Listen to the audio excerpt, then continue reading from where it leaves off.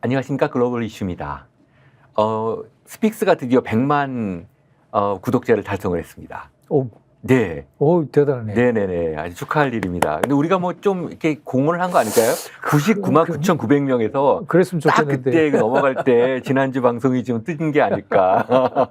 우리가 큰 공헌을 했다고 혼자 이제 이렇게 생각을 하고 있습니다. 근데 어쨌든 우선 좀 더 많은 시청자들께서 우리 스픽스를 좀 구독을 해주셨으면 좋겠습니다. 앞으로 200만 또 300만으로 우리나라를 좀 이끄는 그런 좀 정론으로서의 역할을 좀 다졌으면 좋겠습니다. 우리도 또 열심히 해야 되지 않겠습니까? 네. 그래야죠. 이렇게 스픽스에서는 참 좋은 낭보가 있는데 국제사회는 지난주도 아주 좀 복잡했습니다. 네. 무엇보다 지금 이스라엘이 이번에 또 이제 지상군까지 이제 투입을 시키면서 뭐 어디까지 가겠다는 소리입니까? 이게 도대체? 글쎄요. 아마 정말 어디까지 갈지 지금 지난 1년도 내내 가자 지구 하마스 공격한다고 하고 4만 명 이상의 사람들이 공식 발표로만 4만 2천 명 이상인데 그중에 3분의 1은 어린이 여자들이라고 그러고 민간인들인데요. 근데 실제로 무너진 건물이나 이런 데 깔려서 지금 확인도 안 되는 사람까지 포함하면 뭐 최대 18만. 그 실종이죠. 네, 네. 10만 이상 된다는 얘기도 있고요. 근데도 지금 또다시 지금 레바논 쪽으로, 헤즈볼라 쪽으로 또 방향을 돌려가지고 계속하고 있어요. 지난달 중순부터 아주 집중적으로. 네. 드디어 이란이 반격까지 가할 정도로. 그러니까 지금 이란하고 이게 서로 맞교환한 화력을 맞교환하게 되면은 싸우게 되면은 이게 확전 위험성이 커지기 때문에 지금 이스라엘은 계속 공격을 해왔고 이란은 지난 10월 1일 날 그날이 바로 이스라엘군이 지상군 1기의 4단을 레바논에 투입한 날인데요. 그날 저녁에 이란이 미사일 한 180기를 날렸다고 그래요. 이란이 이스라엘 그때 나왔죠. 예. 군사기지를 향해서. 그러니까 이게 이제 어떻게 보면은 지난 4월에도 그런 일이 있었지만 그때는 미리 사전에 고지하고 뭐 그건 어떻게 보면 일부러 노출시켜놓고 우리 한 건데 이번에는 정말 보복을 한 건데 보복의 주 이유가 크게 두 가지던데요. 하나는 하마스 최고 지도자 중에 한 사람인 정치국장. 네. 이스마일 하니예가 지난 7월 말에 31일인가요? 그때 이란 대통령이 그때 새 대통령이 취임식을 했는데 그 축하 사절로 네. 갔었어요. 근데 네. 이 하니예가 정전 교섭 대표이기도 하고 위원 쪽에 그리고 말하자면 공식 사절인데 그걸 이란 테헤란 수도에서 공습을 해가지고 표적 살해한 거죠. 네. 그리고 또 지난 9월 27일 날 또 헤즈볼라 최고 지도자 나스랄라, 네. 하산 나스랄라를 또 아주 그냥 지하에서 회의하는데 그냥 벙커버스트입니까? 고성능 대형 폭탄을 네. 거의 뭐 순식간에 몇 분 동안에 수십 발을 떨어뜨려가지고 나스랄라를 비롯해서 헤즈볼라 간부들 거의 몰살시킨 거죠. 아휴. 그러니까 이란 입장에서도 도저히 그대로 있을 수 없는 처지가 됐죠. 그래서 이제 일종의 보복 공격을 한 건데 모르겠어요. 이게 어디까지 갈지. 근데 지금 최근에 이스라엘 행보를 보면 이건 마치 이스라엘하고 이스라엘 전장으로 끌어내서 전쟁을 더 확전하겠다고 아예 작심을 하고 하는 것 같고 미국은 아예 이게 돼서 뭐 어떻게 보면 들어가죠. 잘한다고 얘기를 하고 있는 판이니까. 계속해서 지금 뭐 자위권이라고 자위권이고 네네. 정당하다. 네네. 정의의 공격이다 이런 식으로 대응을 하니까 그럼 이것도 의심스러워요. 미국 그럼 이때까지 정전 교섭에 앞장서가지고 곧 조만간 정전된다, 휴전된다고 이야기하는 게 그럼 전부 다 거짓말이었는 건지. 실제로 그렇다고 봐야죠. 결과적으로 네. 그렇잖아요. 네.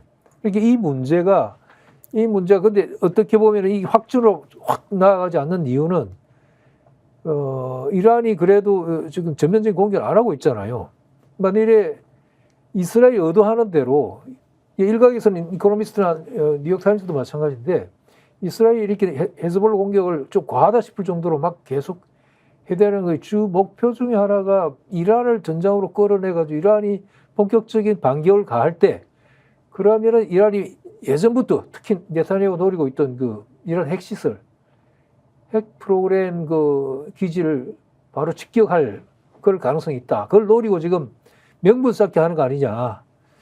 그런 얘기 있는데 모르겠습니다. 그게 정말이라면 이란이 거기 말려 들어갈지 아니면 뭐 어떻게 될지는 잘 모르겠는데 그러나 문제는 이스라엘이 도대체 이런 식의 어떤 대응, 전쟁을 통해서 뭘 노리는지가 잘 모르겠어요. 근데 저번 6월 9일 달에 그 같이 있던 그 간츠, 베니 간츠라고 그 네타냐후의 가장 정적이에요. 최대 이제 라이벌인데 이 사람이 전시 거국 내각에 참여했다가 10월 7일 여정인에 하마스 공격 이후에 전시 했다가 거의 한 1년 만에 탈퇴해버렸거든요. 못하겠다고 한 이유 중에 하나가 뭐냐면은 그 사람이 요구를 했어요. 베니 간츠가 네타냐후인데 이렇게 전쟁만 할 거냐? 그 다음 플랜이 뭐냐? 이렇게 전쟁하고 공격한 다음에 우리 최종 목표가 뭐냐? 그걸 플랜을 밝혀라. 근데 네타냐후가 안 밝혔어요. 안 밝힌 건지 못 밝힌 건지 모르겠는데 그러니까 나는 더 이상 못 있겠다 해서 나가버렸거든요. 그렇죠. 그래서 거국 전시국 내각이 무너졌어요. 그러니까 네타냐후는 더더욱이나 지금 거국 연정에 의해서 의존하고 있는 네타냐후는 뭐 지금 자기 원하는 대로 막 지금 천방지축 질러버리는 거죠. 질르고 있는데요. 근데 이게 정말 진짜 노리는 게 뭔지 본인 자신이 그걸 알고 하는 건지 아닌지도 모르겠어요. 지금 뭐 어떻게 보면 네타냐후는 네. 뭐 호랑이 등에 탄 무사처럼 내려올 수 없는 입장에 간 것 같습니다. 그런 것 지금 같습니다. 이스라엘에서도 얼마 전에 70만 명이 나와서 시위를 했고 그렇죠. 지금 이스라엘 경제가 상황이 뭐 당연히 전쟁이니까 안 그렇겠지만은 좋죠. 뭐 4만 개 이상의 기업이 지금 도산을 한 그럴 상태고 수밖에요. 근데 북부에 있는 또 이스라엘 또 주민들은 다 남부로 지금 피난을 간 상태 아닙니까? 그러게요. 그러니까 지금 만약에 전쟁이 중지되면 바로 감옥으로 그냥 바로 그렇습니다. 감옥으로 간다 그럽니다. 이스라엘은 병력도 지금 안 그래도 부족한데 지금 전장이 차출되니까 지금 생산 능력이 노동력이 없죠. 부족하잖아요. 그럼요. 예. 근데 관광 산업도 안 되죠. 그래서 누가 뭐 관광으로 제대로 돌아오는 게 오겠습니까? 없잖아요. 예, 예. 그럼 어떻게 보면 미국이나 이쪽에 더욱더 의존하면서 그런 의미에서도 그 이스라엘 전쟁을 계속하느냐 마느냐 이거 관건을 진 쪽 미국인데 네, 예를 들어 미국이 무기도 안 주고 재정적 지원을 안 한다면 전쟁 계속할 수 없잖아요. 그렇죠. 근데 결국 이스라엘이 이렇게 막 치고 나갈 수 있는 그 밑에 기본 토대는 미국이 당연히 제공해주고 미국이죠. 있다고 하는 거예요. 예. 네, 그러면 미국은 과연 전쟁을 원하는 것인지 원하는 거죠. 예, 중동 내에서 지금 어쨌든 그 중동에서의 어떤 불안함을 통해서 또 미국의 국내 정치와 이렇게 연결이 되지 않겠습니까? 그렇죠. 사실은 최근에 보면은 이제 미국이 제시한 해법도 그렇고 뭐 팔레스타인도 그렇고 이국가론 1967년 이전의 상태, 네. 제3차 그 중동전 이전의 상태로 가자는 게 국제사회의 어떤 컨센서스인데 지금 네. 이스라엘이 거부를 하고 있는 게 맞습니다. 일종의 그 이제 그 대이스라엘, 그 네, 그레이터 네, 이스라엘 그렇습니다. 그 어떤 기본적인 네오 시오니즘 문제들, 네. 그 문제 이제 역할을 있지 않습니까? 그렇죠. 네. 그러니까 가자 지구나 저 요르단 강 안에 소위 그 팔레스타인 자치정부를 이스라엘 마치 자치권을 인정하고 그 간섭을 안 하는 것처럼 이렇게 위장하고 있지만 사실은 뭐 네타냐후나 특히 극우 쪽은 가자를 완전히 그 접수하는 것. 네. 가자에 있는 팔레스타인 사람들을 이집트로 다 내쫓거나 맞습니다. 아니면은 심지어 지금 폭격하는 거 보면 사람을 죽이겠다는 거예요. 아, 그럼요. 폭격은 사람을 죽이겠다고 하는 거죠. 죽여서 네. 겁을 내서 쫓거나 아니면 실제로 죽어가도록 네. 아이들에 대해서도 이렇게 무차별 폭격을 하는 거 보면 아예 뭐 시체말로 씨를 말리겠다고 작전을 한 건지. 그럼 그렇죠. 종교 전쟁이 무서운 게요. 예. 다른 정치적인 전쟁은 정치적 목적을 달성하면은 그걸로 끝인데 종교 전쟁은 이게 상대방이 다 사탄으로 보이는 거거든요. 그러게요. 그러니까 어린 아기, 그 유아들까지도 다 죽여 가장 역사적으로 잔인했던 게 종교 전쟁이라고 합니다. 실제로 여기 지금 제가 근데 여기 그 이스라엘하고 팔레스타인의 그 1900 독립전쟁 이후에 그 지도 있죠. 그 영토가 변한, 예, 수명부터 예. 보이는데 여기 봐도 이제 점점 원래 저 땅이 팔레스타인 땅이었는데 이제 그렇죠. 뭐 47년 67년 제2차 전쟁, 제 3차 1973년 전쟁을 끝나서 2010년 뭐 지금까지 유지되고 있지만 지금 이스라엘 영토가 대부분이고 가자하고 이제 요르단강 서안 지역의 일부만 그나마 그것도 장벽으로 가로막혀 갖고 있거든요. 그러니 적의 전쟁이 안 날 수가 없습니다. 그런데 이스라엘은 저것도 모자라서 이제 이 대이스라엘, 그레이터 이스라엘이라고 해서 그 지도 한번 띄워 주시겠습니까? 그 대이스라엘 보면은 근데 이거죠. 그러니까 지금 이 나일강부터 유프라테스 강까지 이 전 지역을 다 이스라엘로 만들어서 그 야훼가 그들의 말에 의하면 신이 점지한 땅이다. 옛날에 팔레스타인 사람들이 살았던 모든 땅을 2000년 전에 살았는데 지금 답답한 게 뭐냐면은 뭐 어떠한 국제법 내지는 국제 관계적인 합리적 논거가 저기 들어가지 않고요. 이 논거가 없으면 우리는 이건 원래 저기 점지된 땅이다 이렇게 나오는. 그 말이 안 되는 말이 안 되는 소리죠. 그러면 지금 그리스 로마는 지금 전 유럽이 내 땅이라고 얘기를 해야 그렇게 얘기해야 되는 거. 우리도 다 만주가 우리 땅이라고 얘기해야 되는 거거든요. 근데 실제로 제가 그 이제 유태인들 친구들이 꽤 있는데 두 가지예요. 꽤 합리적인 이제 주로 제 친구 미국 친구들인데 꽤 합리적인 사람들이 있고 또 한 친구는 그 원래 이라니안 주이시인데 미국에서 이제 오래 살았거든요. 그 사람은 아주 뭐 심지어는 뭐 중국도 그 유태인이 만들었다. 왜냐하면은 마르크스가 유태인이기 때문에 그런 소리를 서슴지 않는데 일단 그런 사람들이 지금 모여 있고 그것의 정점에 지금 네타냐후가 가 있는 것 같습니다. 네, 그러니까 이 그레이트 이스라엘이라고 하는 대이스라엘이라고 하는 게 이제까지 뭐 그 네타냐후는 공식적으로도 두 개의 국가 해법을 받아들일 수 없다고 얘기를 해왔는데요. 미국은 계속 강요를 했고 요구했는데, 근데 미국이 지난달도 그랬고 바이든이 중간중간 혹은 블링컨 국무장관이 얘기하는 거 보면 마치 그거 받아들이고 정전이 곧 눈앞에 있다는 식의 발표를 여러 번 했어요. 네. 근데 결과적으로 보면 다 그게 아니었고 네타냐후 주장에서 한 발자국도 네타냐후가 양보한 게 없고 결국은 이스라엘은 지금 자기들 지금 팔레스타인하고 요르단강 서안뿐만 아니라 지금 점령 중인 골란공원까지도 전부 다 공식 이스라엘 그 국가로 다 통합해버리겠다. 이게 목표인 게 분명하고 그게 아니면 다 거부하고 있는 상황이고 네. 그렇다면은 그 통합될 때까지 싸움은 계속된다고 봐야 되고. 그렇죠. 미국은 명시적으로든 묵시적으로든 그걸 사실상 지원하고 있다는 얘기고. 당연히 명시적으로 지원하지 않습니까? 그러니까 이게 그렇다면은 전쟁은 앞으로도 계속되는 거죠. 네. 그래서 네타냐후가 그 베니 간츠가 요구했을 때 이 전쟁 계속하다가 그 끝은 뭐냐? 그 마스터 플랜이 뭐냐? 어디에 대해서 답을 안 한 이유가 바로 그것 때문이에요. 그 다 통일 이스라엘 만들기 전까지는 전쟁을 계속하겠다는 얘기거든요. 네, 예. 도대체 무슨 생각을 하는 건지. 네, 그런데 그걸 미국이 용인하고 있고, 미국만 용인하는 게 아니라, 제가 볼 때는 프랑스, 영국, 독일, 각자의 국익에 따라서, 이 유럽에서도 대체로 거기 동의하고, 자기들 유럽의 잘못된 역사에서 배태된 그 홀로코스트라고 하는 유해 학살의 어디 역사적 부채감을 그런 식으로, 아니 이거 팔레스타인 사람들이 무슨 죄가 있어? 수천 년 동안 살아온 땅에 갑자기 이스라엘이라는 나라를 만들어가지고 다 쫓아낸 거잖아요. 다 쫓아낸 거죠, 양쪽에. 그러니까. 이 정말 아주 비극적인 일이에요. 어떻게 진행될지.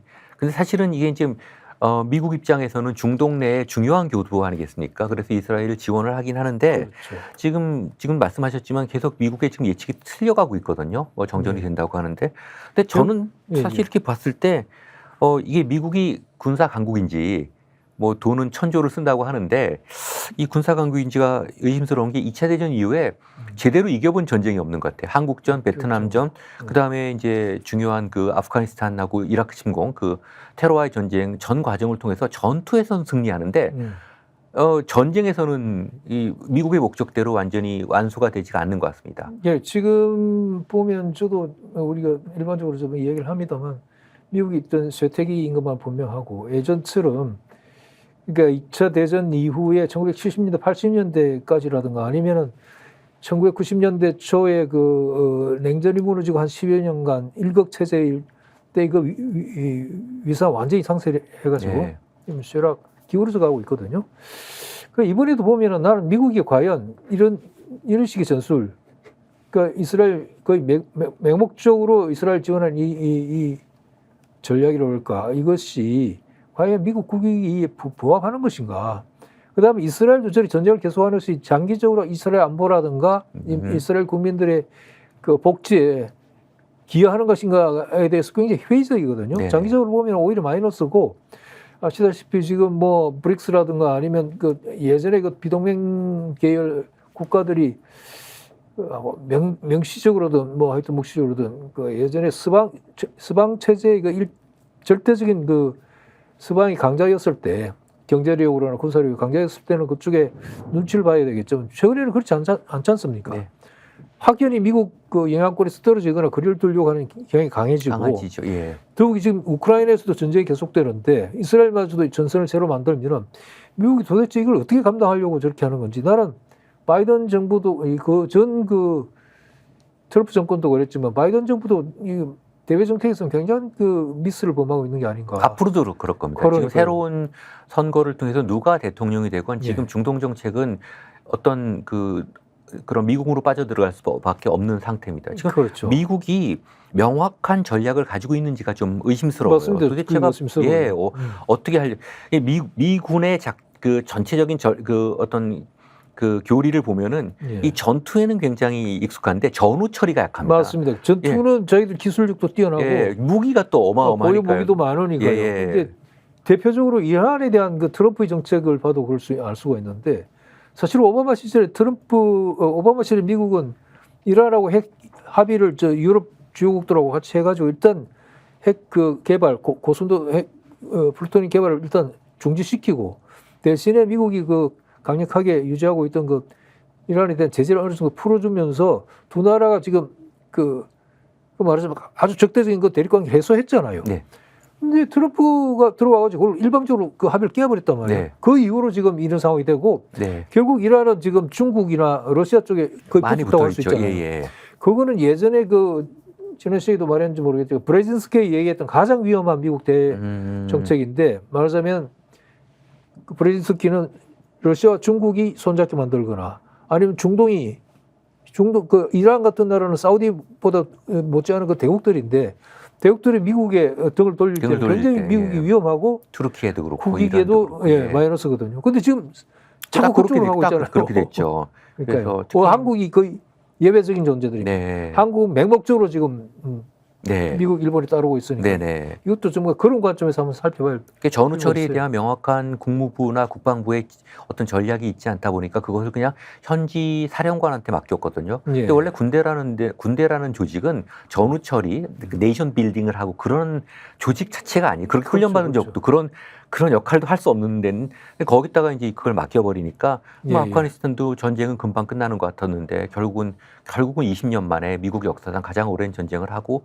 결국은 원래 목적을 달성하지 못하고 나왔지 않습니까? 그렇죠. 지금 말씀 진짜 맞는 것 같은데 어떻게 가야 될지 모르고 이스라엘도 우리가 지금 최근에 보면 이번 전쟁을 통해서 가장 이스라엘의 큰 손해라는 건 뭐냐면 2차 대전 이후에 기조로 유지됐던 서북, 서방으로부터의 어떤 부채의식, 뭔가 피해자 이런 것들이 끝났지 않습니까? 보니까 하는 짓 보면 똑같아. 끝났죠. 입장이 바뀌어 놓으니까 결국 민간인 학살하고 이런 입장이 똑같지 않습니까? 그 홀로코스트로 어떻게 보면 얻은 건 대의명분이라고 그럴까? 대의명분 있죠. 아니면은 막연하게 사람들로부터 그래도 그 뭐 존중을 받는다고 할까? 그래도 경험도 하지 않대 시오니즘이라고 하는 것 자체가 아주 이게 사악한 굉장히 이게 배타적이죠.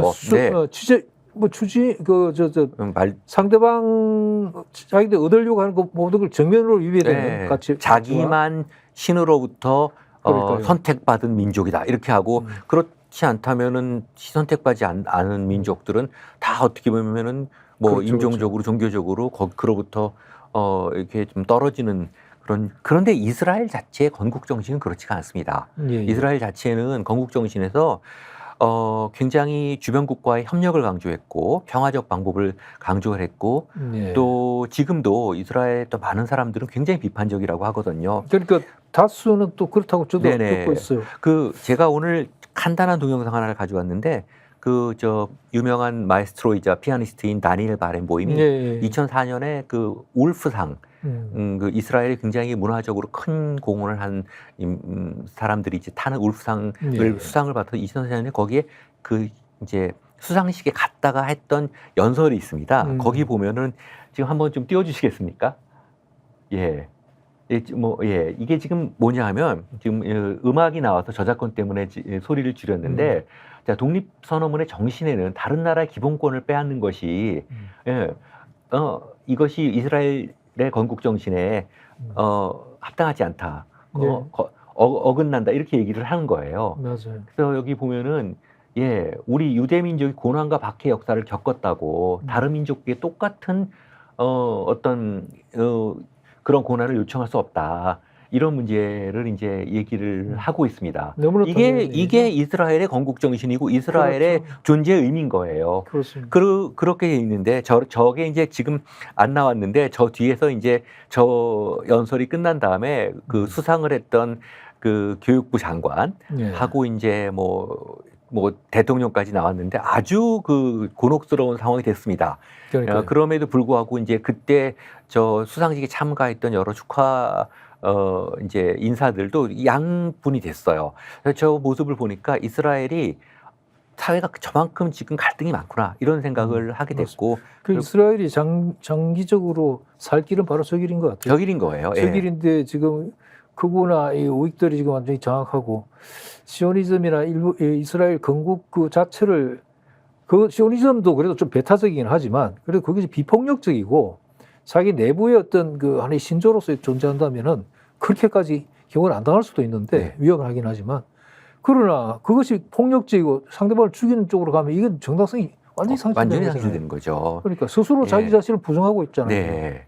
그러니까 결국은 저게 이스라엘의 지향점입니다. 아니 뭐 어떤 사람이 얘기한 게 아니라 이스라엘의 독립선언문에 나와 있는 거예요. 건국할 때 소위 헌법의 기본 정신이 바로 저겁니다. 우리는 이웃 국가들과 협력하고 평화적인 방법으로 그렇기 때문에 그 바렌보임 마에스트로도 결국 저기서 군사적인 해법을 쓰지 마라라고 얘기를 하거든요. 그래서 결국은 저게 이스라엘의 길이고 또 저 길에 따라서 협력하고 또 미국도 그런 방식으로 중동 정책을 좀 추진해야 될 텐데 현재로서는 미국이 지금 손을 놓고 있는 것 같습니다. 손을 놓고 이스라엘 그 네타냐후 극우 정파에 줄줄 끌려가고 있고 네네. 더욱이 지금이 그 11월 5일이 미국 대선인데 그때까지는 이 네타냐후가 얼마 전에도 유엔 총회 참석차 미국에 갔었잖아요. 네. 가가지고 여러 전 바이든도 만나고 했죠. 그게 바이든 정부나 지금 미국 정계가 어떤 생각을 하고 있는지를 빠삭하게 다 파악을 한 것 같아요. 네네. 말하자면 지금 자신이 그런 공세적인 막 그 공격을 가해도 미국에서 손을 못 쓴다. 대선 때까지는 그냥 뭐 모른 척 할 거다 하고 꽉 믿고 있고 더욱이 그 대선 그 표 동향 때문에 어느 쪽도 그 뭔가 파격적인 발언도 못하고 너무 그 유태인 로비가 커서 맞습니다. 지금 사실 미국이 그게 참 미국의 앞으로의 어떤 길 그게 좀 위험성이 많습니다. 사실 그날 놀란 게 네타냐후가 유엔이 어떤 곳입니까? 평화 구축을 위한 장이거든요. 그런 장을 평화 구축 어쨌든 평화를 논의하는 장에서 우리는 폭격하고 들어갈 거다라고 얘기한다는 게 자기가 왜 폭격하고 사람을 죽일 수밖에 없는지 그걸 얘기를 하고 그 이유를 하기 위해서 유엔에 온다는 게 말이 되겠습니까? 그러니까요. 어쨌든 간에 누구도 그렇게는 얘기 안 하거든요. 거기까지 와서는. 그렇게 얼마 전에 그 존 미어시하이머 그 시카고 대학 교수가 한 얘기도 방금 말씀하신 대로 이게 미국 대외 정책이 이렇게 되고 특히 이스라엘 정책이나 이거 이렇게 되는 거는 이 막강한 미국 내 그 유대인들 로비 때문에 로비 때문에 제대로 할 수가 없다는 거예요. 그러니까 미국 교수가 그런 얘기를 하니 뭐. 그래서 참 그거에 아쉬운 것 같습니다. 어쨌든 간에 이제 미국 대선 때까지는 이런 상태가 계속되지 않을까 하는데 이게 자칫 5차 중동전으로 확전돼서 더 많은 좀 피해가 되지 않을까. 그 가능성은 항상 있는 것 같아요. 근데 그거는 우리나라하고도 직접 연결되거든요. 직접 연결되죠. 직접 연결됩니다. 만일에 중동 지역에서 전면전이 벌어져 가지고 예컨대 우리가 홍해나 페르시아만을 제대로 활용할 수 없다면은 항행조차가 안 된다면은 우리는 경제에 엄청난 타격을 받게 돼요. 그건 말할 것도 없고. 우리는 수출 주도국인데 이거 뭐 수출도 제대로 할 수 없고 막 국제 물류값이 튀고 네. 막 이래 되면 우리는 큰일 나는 거죠. 그건 말할 것도 없고 최근에 논의됐던 이런 여건 한반도 내 국지전에 대한 어떤 그 우려 그리고 예. 그로 인한 계엄령 아주 확실히 뭐 증거로서 이렇게 나온 건 없지만은 그런 문제들도 사실 그 어느 정도의 군사적 대치와 충돌이 있으면요 충분히 네. 그거는 사실 계엄령의 명분이 되기 되거든요. 지금 맞습니다. 네타냐후 보십시오. 지금 70만 명이나 시위를 하고 있고 이스라엘 내에서도 굉장히 비판을 받으면서도 불구하고 예. 어쨌든 간에 저런 전쟁을 끌고 나갈 수 있는 게 주변을 둘러싼 지금 정세가 그렇거든요. 정세하고 예. 그 집권자들의 수준인 것 같아요. 수준. 네. 인성도 관계되고 네. 우리 같은 경우도 그렇고 이게 어떤 제도가 주어져 있다고 하더라도 그걸 운영하거나 그 담당 주체가 그걸 제대로 할 수 있는 능력과 품성이 없으면은 네. 굉장히 위험해지고 완전히 망치는 수가 있잖아요. 네. 누구 말했듯이 그렇게 어느 정도까지 이게 고도로 쌓아 올리는 데는 몇 년의 세월, 몇십 년의 세월이 걸리지만 그 망치는 하루아침에 나가는 거예요. 하루아침에 하는 거죠. 예. 그러니까 어떤 사람이 맞고 어떤 사람을 뽑느냐가 굉장히 중요한 것 같습니다. 그냥 뭐 이게 인기 투표에서는 절대로 안 되는 이유가 그게 있는 거죠. 네. 하여튼 그게 지구촌이 하나가 돼 갖고 지금 중동 문제는 아주 즉시 한반도 문제로 연결되기 때문에 굉장히 우려가 많이 되고 이건 어쨌든 그 이제 잠정적으로 이국가 해법을 통해서 평화 공존이 돼야죠. 어떤 면에서는 중동과 비교하면 한반도는 그나마 남편이에요. 왜냐하면 서로 간의 평화 공존이 따로 살잖아요. 여기는 같이 살면서 저러고 있으니까 참 안타까운 상태입니다. 예. 우리하고도 그런 면에서도 맥이 닿네요. 네네. 아니 뭐 이건 지금 또 연결된 건데 뭐 우크라이나도 지금 더 심각해지고 있죠. 뭐 해결이 안 되네요. 우크라이나도 지금 뭐 장기 소모전으로 간다는 거 피할 수 없는 상황인 것 같고요. 이게 어떤 단기간 해결될 가능성이 거의 없고 지금 미국 트럼프 대통령이 된다면 자신은 뭐 하루 만에 정절시키겠다고 얘기하지만 많은 사람들이 예측하기는 설사 트럼프가 대통령이 돼도 그렇게 못할 거다. 못하죠. 그럼 이해관계가 있는데요. 그리고 지금 전체적인 전황 자체는 지난 가을에 그 우크라이나 쪽의 반격 작전이 탈환 작전이 실패로 돌아가면서 한 1년 동안 지난 1년 동안 계속 수세고 좋지 않은 상황이 계속 전개되어 왔어요. 그리고 러시아도 보면 그 무기 생산 능력이라든가 전 경제를 그 전시 체제로 바꿔가지고 풀 가동하고 하면서 러시아는 어쨌든 영토도 넓고 자원도 있고 그다음에 그 팔 수 있는 가용 에너지도 있기 때문에 우크라이나하고는 전혀 차원이 다르죠. 우크라이나는 지금 어떻게 보면은 워낙 그 전장 자체가 우크라이나에 국한되어 있었고 많이 파괴됐고 지금 뭐 석탄, 석유, 천연가스 발전소의 한 80% 이상이 재기능을 못하고 있다니까 러시아 쪽 공격에 의해서. 그러니까 러시아는 의도적으로 우크라이나의 전쟁 능력을, 수행 능력을 떨어뜨리기 위해서 그런 발전소를 그리고 송전선을 계속 송전시설을 공격하고 있거든요. 그래서 이 전쟁 수행 능력이 많이 떨어져 있고 그다음에 인구도 5대1로 훨씬 적고 그다음에 그 적은 인구 중에 한 뭐 650만 이상이 국외로 망명해버리고 피난하고 했으니까 지금 상황이 굉장히 좋지 않아요. 그래서 특히 미국이죠. 미국이 지원하지 않으면 전쟁 수행이 불가능할 정도예요. 그런데 아까 이스라엘도 그렇듯이 결국 관건을 쥐고 있는 건 미국입니다. 미국이죠. 그럼 키는 미국이 쥐고 있습니다. 예. 그래서 지금 상황이 이러니까 제가 얼마 전에 읽은 그 영국 그 주간지 이코노미스트를 보면은 아예 미국 서방 일각에서는 이대로 가면 위험하고 안 좋다. 그리고 서방 국가, 지원 국가들 자체도 지금 특히 그 피로도가 워낙 쌓여가지고 우파들은 아예 우크라이나 지원하는 건 돈 낭비다고 주장하는 소리들이 점점 커지고 있고 그래가지고 이 우크라이나를 지금 상태가 아니고 전쟁 수행 목적, 최종 목표를 재설정해야 된다. 지금 젤렌스키는 어떻게 주장하고 있느냐 하면은 이 러시아 지금 뺏긴 그 크림반도로부터 해가지고 그다음에 돈바스 지역, 헤르손, 돈바스 지역에 루안스크하고 도네츠크하고 그다음에 자포리자 이 4개 주 크림반도를 완전히 탈환해서 빼앗기 전까지는 협상 없다. 그리고 전쟁도 계속한다. 이게거든요. 완전 승리를 할 때까지는 전쟁을 계속한다는 거였는데 그 전제 조건이 뭐냐면 서방의 지원이 충분하다면 거의 가능하다는 얘기인데 근데 서방이 지금 벌써 피곤이 지쳐 있고 그다음에 지원하는데 내부에서 반대 여론이 많으니까 어떤 의견이 나오느냐 하면은 차라리 러시아 지금 점령하고 있는 그 4개 주하고 크림반도를 주어버리자. 네. 주어버리고 대신에 우크라이나를 나토나 EU에 가입시키자. 그렇게 해서 러시아하고 맞교환하는 걸로 해서 빨리 정전을 끝내자. 전쟁 끝내자는 게 서양 쪽에서 그런 주장들이 많아요. 네. 그래서 이게 점점 많아질 것 같은데 문제는 지금 러시아가 가령 그 지금 점령 중인 그 4개 주와 크림반도를 얻는 대신에 좋아. 나토 가입해도 좋아. 라고 할 것인지 지금 푸틴 대통령이 이때까지 강력하게 주장한 걸로 보면은 나토 가입은 안 된다는 거거든요. 나토 아니 그게 저기 침공의 목적 아닙니까? 그러니까요. 그런데 네, 제가 푸틴 입장이라도 그거 참 난처하게 됐거든요. 그러니까요.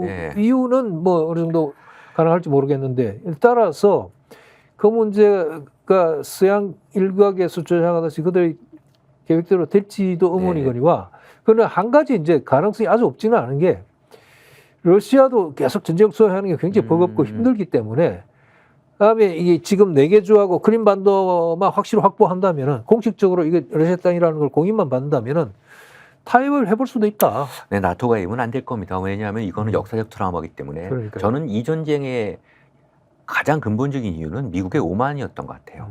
물론 그렇습니다. 그런데 러시아가 인정하든 안 하든 이런 문제도 있거든요. 나는 러시아 그 우크라이나 전쟁을 볼 때 이 점은 일종의 전제가 돼야 된다고 생각하는데 우크라이나인들 다수가 특히 서쪽 절반에 있는 다수가 어떤 이유에서건 지금 점령 중인 그 지역을 뺀 대부분의 그 러시아 국민들은 소련이나 옛날 소련이나 러시아 지배체도 들어가고 싶어 하지 않아요. 그건 그렇죠. 서방 쪽으로 가고 싶어 하고. 그렇죠. 그러니까 그들의 선택은 존중받아야 되고 그 다음에 러시아가 인정하든 안 하든 유럽이나 미국이 힘이 크고 상대적으로 러시아 힘이 쇠퇴하게 된다면은 나토 아무리 러시아 안 된다고 해도 그건 그렇죠. 만약에 그건 건데. 장기 먼 미래에 멀건 짧건 어쨌든 간에 그 힘의 역학관계가 깨진다면 그러겠지만 당분간에서 그렇게 힘들지 않습니까? 쉬운 일이 아니죠. 네네. 그래서 그 틀림없이 그걸 할 수 있을 것 같아요. 이 협상을 할 수 있을 것 같아요. 주거니 받거니 해가지고 최소한 쌍방 모두 큰 손해를 안 보고 체면 안고기는 선에서 뭐 꼭 아까 같은 그런 조건이 아니더라도 협상을 여전히 있지 않을까. 그걸 노리고 지금 추진하는 것 같은데 말씀드린 대로 뭐 러시아가 나토 가입 같은 데는 아주 거부감이 크기 때문에 이건 뭐 거부감 차원이 아니라 자기네 목에 칼을 들인다고 생각을 하는 거니까요. 글쎄 이게 맞을지 모르지만 어느 날 갑자기 그 자국했더니 그 일본 그 해상 자위대가 우리 독도를 점령했다고 하면은 우리가 어떻게 하겠습니까? 제가 만약에 그 국정의 책임자라면은 그거는 뭐 무슨 어떤 평화적인 그 여지가 없죠. 그냥 바로 군사적 조치를 취해버리는 거죠. 그렇죠. 그런 정도로 지금 러시아 사람들이 인식을 하고 있고 우크라이나는 지금 미국의 지원이 없으면 공무원들 월급도 지금 못 줄 정도라서 사람이 없답니다. 이제 싸울 사람이 없어. 지금 전쟁 자체를 유지하기 어려운데 이런 와중에 또 9월 29일 날 그 젤렌스키가 북한 김정은을 또 그 전쟁 범죄 공범이라고 또 발언을 해갖고 발끈해갖고 저기 여정 씨 그 열받았습니다. 지금 뭐 열받아갖고 말도 안 되는 소리라고 하는데 사실은 이게 이제 그러다 보니까 한국으로 불똥이 튀어갖고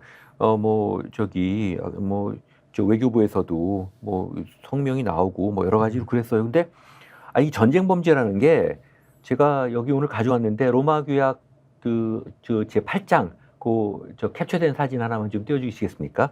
이건 이제 로마 규약 이제 그 국제 형사법원 창립을 위한 로마 규약이 있는데 그 로마 규약 제 8장에 보면 이제 로마 규약상 이제 범죄를 국제 형사 범죄를 3가지로 집단 살해죄, 그다음에 인도에 반환죄 그리고 전쟁 범죄인데 전쟁 범죄는 이제 로마 규약상 8조인데 그게 굉장히 많은 이 조항을 가지고 있습니다. 그래서 아주 구체적으로 여기 보면은 이제 이게 수십 개 그 항목으로 구성되어 있기 때문에 그냥 이렇게 뭐 김정은이 좀 나쁜 놈 같다. 거기다 무기를 지원했다. 그래서 단순히 거기에 화성 2호 무기 그 잔해가 발견됐다는 이유로 그 김정은이 직접 푸틴의 전쟁 범죄의 모자라고 이것을 직접적인 증거라고 얘기할 수는 없습니다. 왜냐하면은 예컨대 현재 북한은 구체적으로 이 러시아에 대한 무기 지원을 밝히고 있지 않고, 그다음에 그것이 밝혀진 지금 뭐 여러 가지 증거로 밝혀진다 하더라도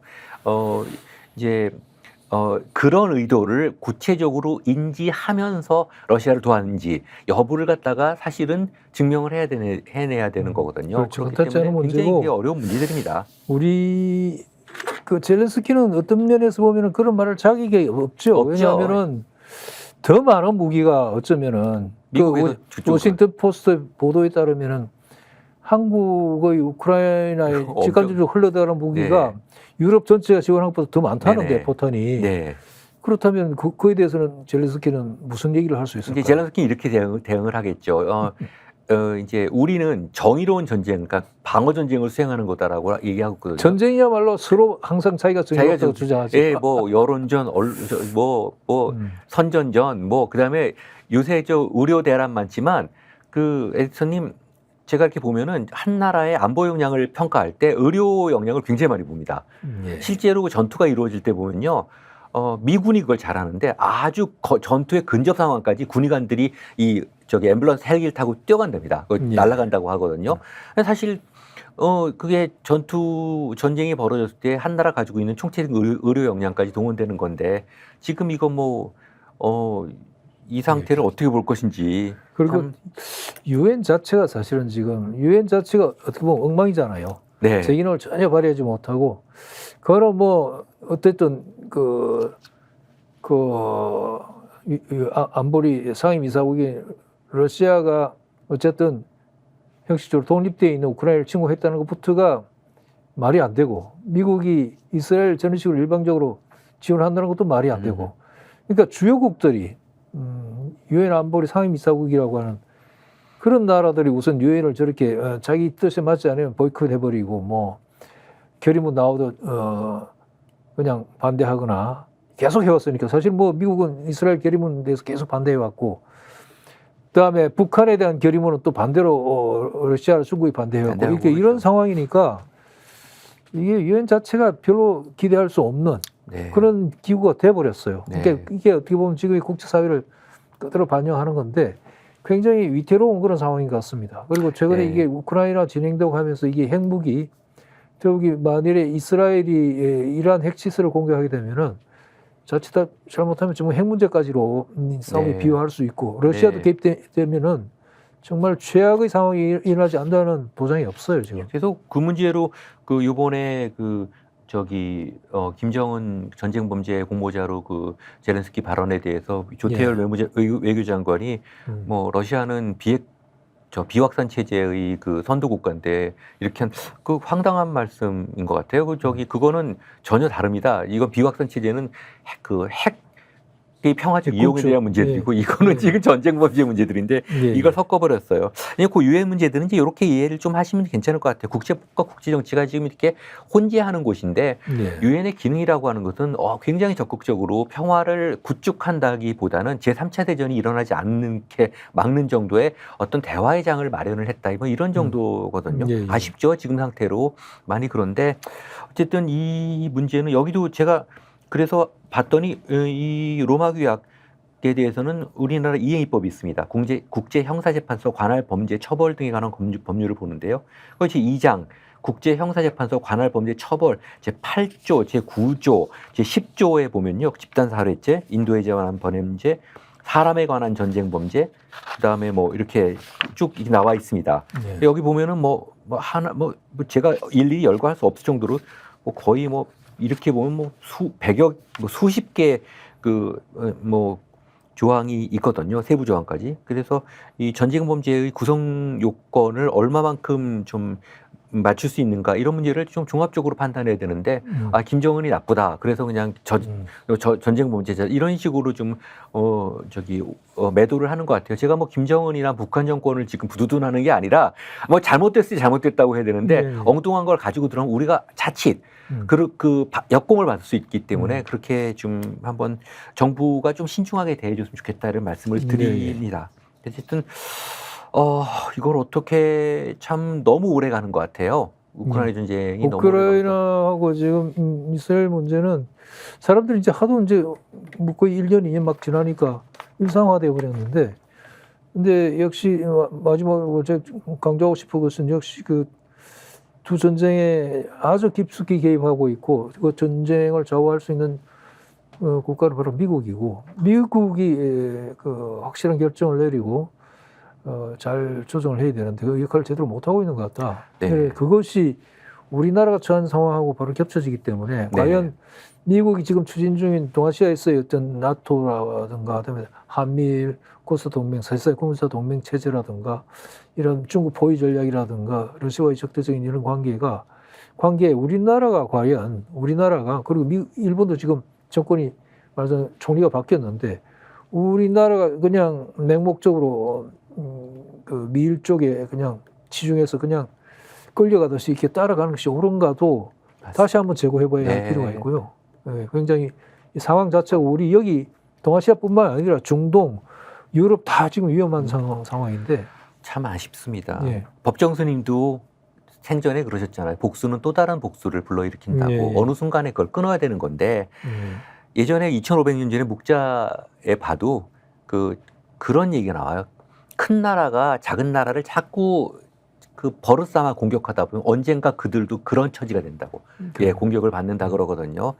예, 제가 인류 역사를 봤을 때 로마 제국도 중국도 제국이 있지만 이후에 미국처럼 지금 많은 전쟁에 전 지구적 전쟁에 관여하는 나라가 있나? 미국은 건국 이래로 단 16년만 전쟁 안 했고 했죠. 예. 나머지는 전부 계속 전쟁했다고. 예, 그 나라가 그 전쟁을 다른 통해서 저기 굉장히 발전을 했죠. 성공을 하고 그 독립전쟁도 네덜란드 돈꿔서 했거든요. 그래서 조지 워싱턴 초대 대통령이 그 아주 건전한 부채는 국가 발전의 초석이라고 말을 했습니다. 유일하게 독립전쟁 이후에 처음으로 그 자기 돈 갖고 전쟁했던 게 한국전입니다. 2차 대전 이후에 아주 돈이 많아갖고 그냥 전쟁을 시작을 했는데 베트남 전쟁도 결국은 미국한테 가장 크게 준 폐해가 인플레였잖아요. 그 레이건 정권 때까지 오거든요. 그렇죠. 겨우 지금 극복했더니 또 이 무차별 양적 완화로 지금 테러와의 전쟁에서 저런 일을 벌였더니 이번에는 또 중동하고 우크라이나를 동시에 그 덕분에 뭐 한반도에서 불장난은 안 할 것 같은데 미국 합참의 기본 정책이 전 세계 전선을 동시에 유지 못한다는 것이기 때문에 당분간은 좀 미국 눈치를 보지 않을까. 이거 최근에 10월 1일 날 북군의 날 우리 거대한 행사를 우리가 어떻게 또 이해해야 될지도 궁금한데요. 저게 과연 그러니까요. 그게 오히려 어떤 역으로 보면 전치 상황이라고 할까 한반도 위험하다는 걸 전 세계에 알리는 그렇죠. 그런 게 될 수 있는데 한편으로는 뭐 과시하고 방위산업 보여가지고 국익에 보탬이 된다는 주장도 있지만 아니 뭐 이게 옛날에 전두환 50 시절에 를 끝으로 이게 없어졌던 맞아요. 그런데 그걸 왜 지금 퍼레이드는요 그 전체주 국가만 하는 겁니다. 그걸 왜 되살리는지 여기 북한 이런데 북한과 한국하고 이 국력 차이가 너무 크기 때문에 북한을 상대로 해서 그렇게 거대한 현무 같은 걸 얼마나 무서워요. 한다는 거 이게 말이 안 되는 거고. 걔들은 핵무기 만들죠. 그런데 그렇게 보면은 한국의 10월 1일 군사 퍼레이드는 당연히 중국을 겨냥했다고 세계 사람들이 인식할 거예요. 중도 그렇게 받아들이고. 근데 과연 우리가 중국과 군사적으로 직접적인 대결 체제로 가는 것이 우리한테 이익이 될 것인가? 큰일 나려고요. 그러니까요. 왜 그렇게 하는지 모르겠어요. 왜 우방국하고 저 군사적 대결을 합니까? 그러니까요. 옆에 나라하고 뭐 어쨌든 칠컨 좋건 간에 참 날씨는 참 청명한 가을인데 우리를 둘러싼 국내외적인 상황은 점점 다 미궁으로 빠져들어가면서 큰 우려를 금치 않을 수가 없습니다. 오늘 이스라엘 또 팔레스타인 지금 가자지구 전쟁 거기에 이제 헤즈볼라에다 이란까지 개입하는 자칫 5차 중동전으로 좀 발전할 수 있는 지금 우려를 금할 수 없는 상황, 이 중동 상황과 또 지속되는 우크라이나 상황을 한번 검토를 해봤습니다. 제가 바란다고 되는 문제는 아니겠지만 좀 조속히 이 문제가 평화적인 협상을 통해서 해결되기를 맞습니다. 바라고 무엇보다 있습니다. 사람들이 엄청나게 죽어나가고 있잖아요. 네네, 큰 문제지. 애들도 죽고 전 그러네요. 민간인들이요. 한번 이 문제들은 이게 오늘 내일로 끝나는 문제가 아니니까 계속 한번 좀 워칭을 해주시고요. 좋은 소식을 국제사회에서 이제 뭐 외신도 그렇고 소식들을 좀 우리 시청자들한테 전해주시기 바랍니다. 그렇게 하시죠. 네, 오늘 저희가 준비한 이야기는 여기까지입니다. 다음 주에는 좀 더 평화로운 심정으로 여러분들 찾아뵙기를 바라겠습니다. 오늘 감사했습니다. 네, 수고하셨습니다.